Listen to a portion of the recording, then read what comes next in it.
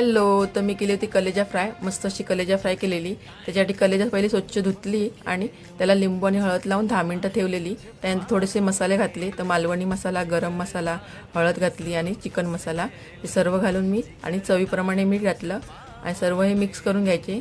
त्याच्यानंतर थोडंसं आधा चम्मच अशी आलं लसणाची पेस्ट घातली, ती पण घालून मिक्स करून घ्यायची।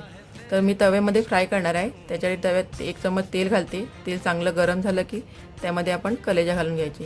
तुम्ही कढईमध्ये पण करू शकता आणि एकदम छान अशी तेलामध्ये परतून घ्यायची, ढवळून घ्यायची। पाणी नाही घालायचं, वाफेवरच आणि तेलामध्ये शिजून घ्यायची।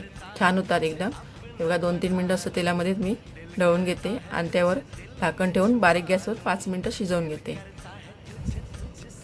बघा 5 मिनिटं झाली आहेत। आता चेक करूया। तर एकदम शिजली आहेत, पण एकदम मी ड्राय करणार आहे, सुकी करणार आहे। त्यामुळे सर्व हे पाणी सुकेपर्यंत मी अजून शिजवून घेणार आहे।